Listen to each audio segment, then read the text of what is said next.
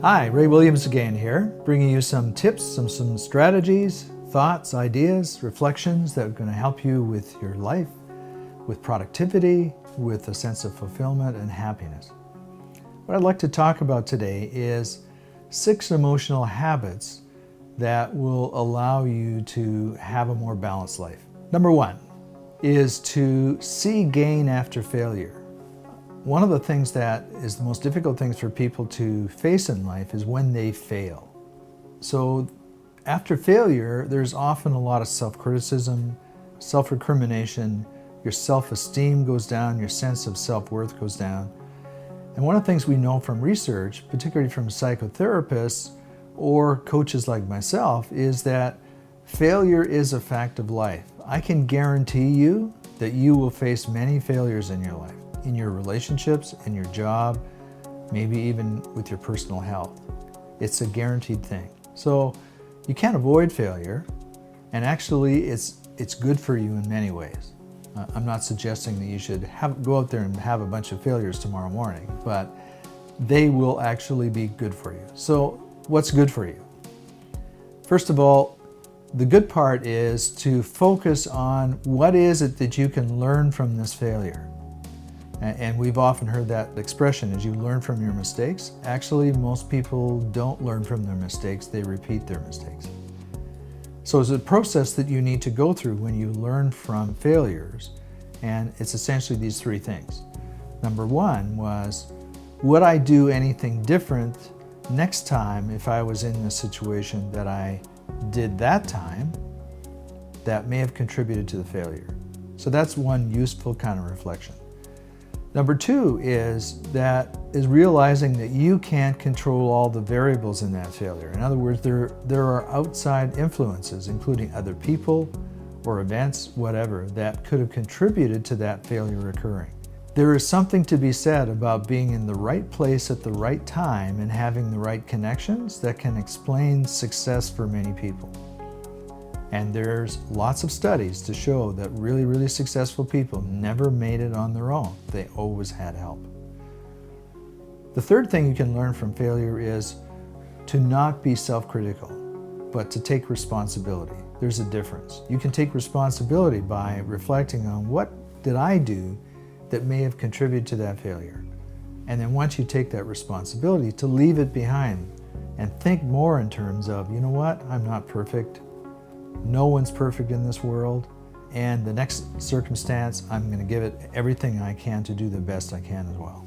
Number 2 is to find meaning in loss and trauma. When you've lost something in your life, when you've had a failure, when there's been a setback, and it could be a personal health setback, a relationship setback, a work setback, is what's some meaning you can take out of that?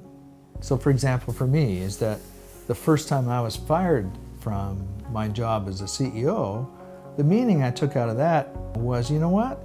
I'm not as omnipotent and as smart and as great as I thought I was. I'm only human, and you know what? They fire people that are pretty good at what they do as well as people that are not very good at what they do. And it happens to everybody. So the meaning I took out of that was to develop some more humility and to be more humble about what my strengths are, what my characteristics are in terms of being a good leader. Number 3, when you do have failure, is to avoid what's called rumination. So I just talked about thinking back to that particular failure and reflecting on what you can learn from it. There's a difference between that, what you can learn from it, and thinking about the failure in rumination, where it's a complete cycle and you replay it like a movie in your mind over and over and over again. And research shows that when people repetitively ruminate like this over things that went wrong in their past, that will lead to depression. They will become depressed, and you certainly don't want to go down that road. Nurture your self-esteem. Things may have gone sideways for you. It may not have gone the way you want. That tends to be a blow to your self-esteem, is how you feel about yourself. So nurturing your self-esteem means going and doing something really positive for yourself after you've had the failure or the setback. being taking care of yourself, and that can be physically, it can be taking a holiday, it can be going out in nature, it can be spending time with people that you love, engaging in an activity that you like, doing something that's positive that reinforces your self-esteem. Resetting your sense of self-worth. Self-worth is not the same thing as self-esteem. There are lots of people in prison who have very high self-esteem for the wrong reasons. Self-worth is your sense of what a good person you are. And you need to be self-compassionate. So often when we make mistakes, we tend to be self-critical, self-judgmental. And the best thing to do at that particular point is to be self-compassionate. Many people are compassionate and empathetic towards other people, but they don't actually practice it towards themselves. So when you've had a setback and things haven't gone your way, it's really important to be self-compassionate, to say to yourself, you know what, making mistakes is just part of life. I have flaws just like everybody else. And I'm going to be kind to myself and not beat up on myself. Number 6 is to avoid excessive guilt by whatever it is that you've done that's resulted in the failure or the mistake that you've made. And what I mean by excessive guilt is when you carry guilt about something that's gone wrong that you may feel responsible for, sometimes you can carry that for years.